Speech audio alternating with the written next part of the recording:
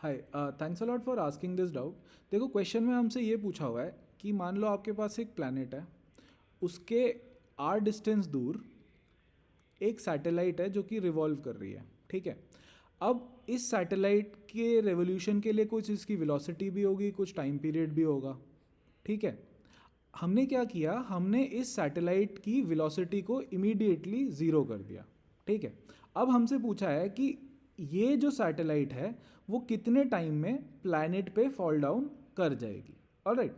तो सबसे पहले तो ये समझो कि इसके लिए हमें निकालना पड़ेगा इस रेडियस आर के ऑर्बिट में रिवॉल्व करने के लिए इस सैटेलाइट का टाइम पीरियड कितना होता है। ऑलराइट। वो होता है 2 pi under root G M R raise to power 3/2, where M is the mass of the planet and R is the radius of orbit.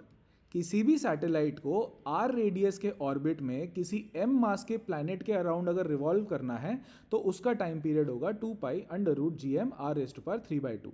इसका पूरा डेरिवेशन मैंने अपने वेबसाइट पे जो ग्रेविटेशन का ब्लॉग पोस्ट है, ये उसका लिंक है, उसमें दे रखा है, आप जाके पढ़ सकते हैं। ठीक है। हमने एक बार टाइम पीरियड निकाल लिया, उसके बाद हम इस सैटेलाइट को रोक देंगे। अब हमें टाइम निकालना है कि कितनी देर में ये प्लैनेट पे आ जाएगा। वो कैसे करेंगे, देखो। आप यूं समझो कि इस इलिप्टिकल पाथ में हमारा जो सैटेलाइट था वो रिवॉल्व कर रहा था अराउंड द प्लैनेट, और इसका जो रेडियस था वो आर था। ठीक है।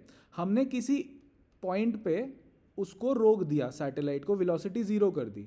अब वो अपना मोशन जो है वो रीस्टार्ट करेगा, तो फिर से वो एक नया इलिप्टिकल पाथ लेने की कोशिश करेगा।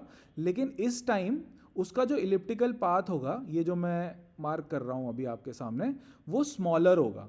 ठीक है। तो एक इलिप्स में जब हम किसी इलिप्स में मान लो फोकस यहाँ थे, ठीक है, अब उसका अगर हम साइज छोटा कर देंगे ना, तो उसके फोकस जो होते हैं वो very close to the ellipse आ जाते हैं।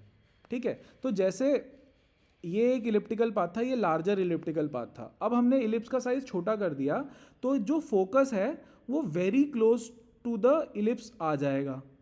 ठीक है। तो अप्रॉक्सीमेटली हम ये कह सकते हैं कि हमारा जो प्लैनेट है ना वो खुद भी इलिप्टिकल पाथ पे ही लाई करने लगेगा। हमारा प्लैनेट इलिप्टिकल पाथ के ऊपर ही आ जाएगा। टेक्निकली केपलर्स लॉ क्या कहता है कि प्लैनेट जो होता है वो इलिप्स के फोकस पे लाई करता है, लेकिन जब फोकस ही इलिप्टिकल पाथ के बहुत क्लोज आ जाएगा, हम ये कह सकते हैं कि planet falls on the ellipse itself. Alright.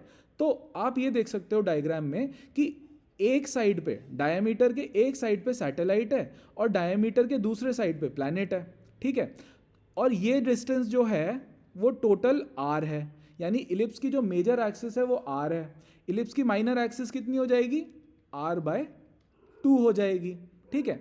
अब देखो, अगर इस इलिप्स को पूरा चक्कर लगाने के लिए, इस इलिप्स का पूरा चक्कर लगाने के लिए टाइम अगर मैं मान लूं कि 2t लगता है पूरा, तो सैटेलाइट को प्लैनेट तक पहुंचने के लिए आधा ही चक्कर लगाना है इस इलिप्स का, यानी कि टाइम कितना लगेगा, टाइम t लगेगा। ठीक है।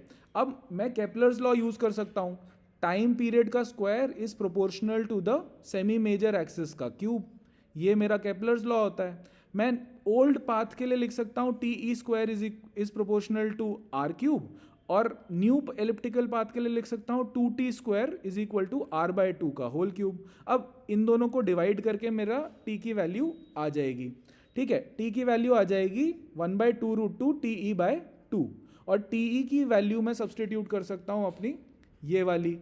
तो अगर मैं इसको सिंप्लीफाई करूँगा तो मेरे टाइम पीरियड की वैल्यू इतनी आ जाएगी, जिसमें ये t का मतलब है कि time in which satellite falls on the planet, falls on planet। All right.